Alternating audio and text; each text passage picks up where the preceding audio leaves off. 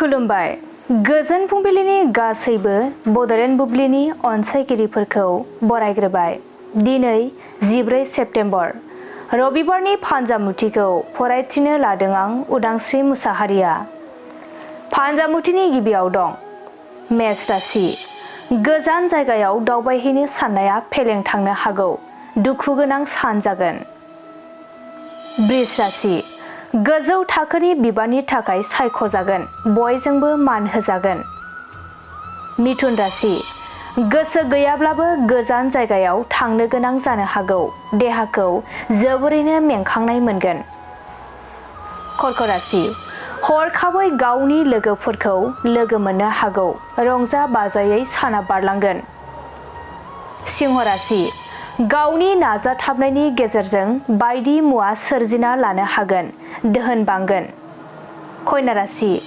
नोंथाङा सोरजोंबा नंखाय दायनि थाखायनो लाजि फोनांजानो हागौ, गाज्रि सान। तुला राशि। नोंथांनि साननायनि बेरेखा जानो हागौ, दुखु दाहाजोंनो साना बारलांगोन। वृष राशि।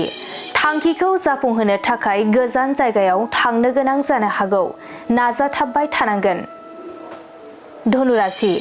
गोनांथार खामानिनि थाखाय थांलाय फैलाय खालामनांगोन, दसेबो जिरायनो सम मोननाय नङा। मकर राशि। नोंथांनि फिसाया गावनि आनजादाव उथ्रिसारनो हानाय नङा, फिसाखौ लाना दुखु सोमजिगोन। कुम्भ राशि। नोंथाङा गाज्रि लोगो मोनफ्लांनो हागौ, सांग्रां जानांगोन। मीन राशि। नोंथांनि हाबाफोराव गोहो बोलोनि गोनांथि जानो हागौ, गोबां खस्थ' मोननांगोन। दिनै सानसेनि राशि फरायथिनायाबो एसेनोसै। आसा खालामो नोंथांनि दिनैनि साना मोजाङै मोजां थांगोन, बेखौ बड'लेण्ड बुब्लि नखरनिफ्राय मिजिंथिबाय। गोजोन्थों।